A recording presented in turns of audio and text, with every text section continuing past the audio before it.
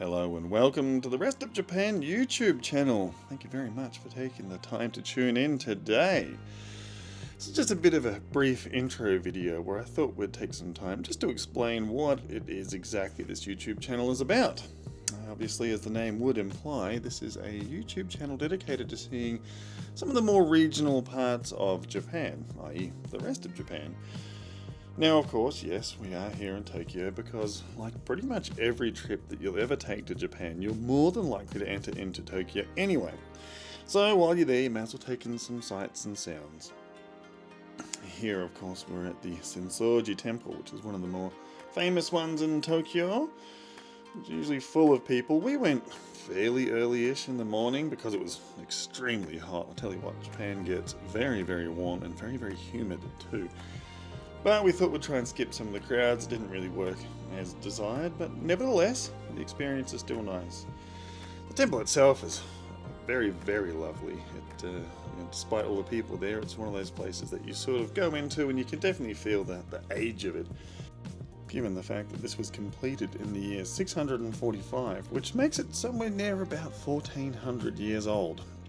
It was destroyed in March 1945 during the firebombing air raids over Tokyo, but it was of course rebuilt in the 1950s, roughly.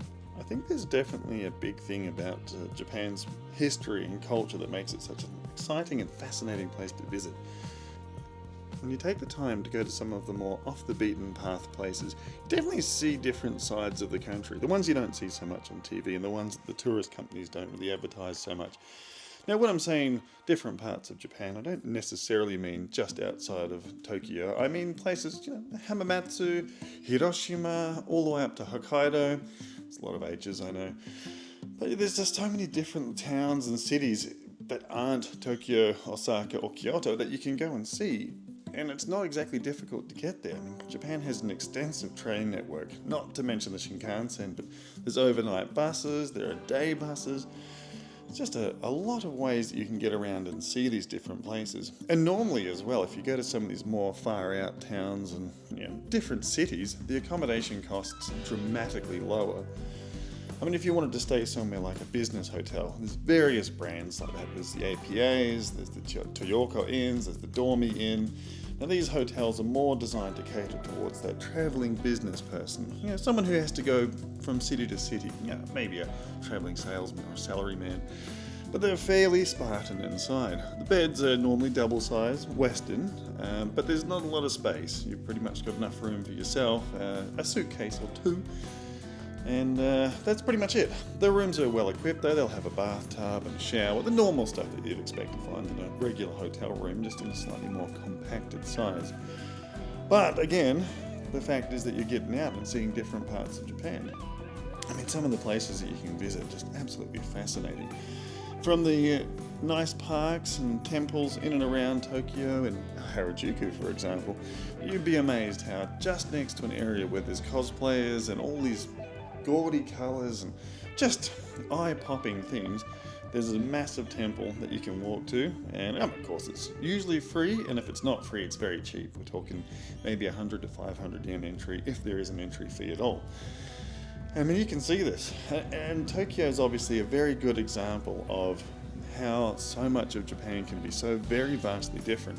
I mean, you go from one prefecture to the next and you can see and taste completely different things. We'll cover a lot more of this in some other videos, of course, but I guess the point of the series is just to show that there is more to Japan than just Tokyo. And to any seasoned traveller who wants to get out there and check this out, we highly recommend it. But we also take your recommendations. So if you have any recommendations, please do put them in the comments below. We absolutely love to see the places that you think we should go and check out. Especially if you may be curious about somewhere and you've wanted to go but you can't necessarily get there just yet, or you can't find any information on it, feel free to put that in the comments below and we'll take a minute out to go and see what we can do. As we don't live in Japan, we have to holiday there. So of course we'll also try and do some videos with some pretty simple do's and don'ts about even booking your trips and your holidays over there. Understandably, there are a lot of YouTube videos out there that already cover quite a lot of this stuff, so we'll keep these sorts of videos short and sweet, but nevertheless, I feel like it's always good to reiterate some of these things. It's important to be a respectful guest when you're visiting Japan. Well, honoured viewer, I'd like to thank you for taking the time to watch this video today, and we do look forward to making more interesting content, especially if you give us some suggestions below. We'd love to follow up on some of these. And of course, it would be deeply appreciated if you could take the time to like and subscribe. You don't have to worry about the bell notification. I know everyone says that, but don't worry about it. So once again, thanks for watching, and we'll see you again soon on the rest of Japan. Keep smiling.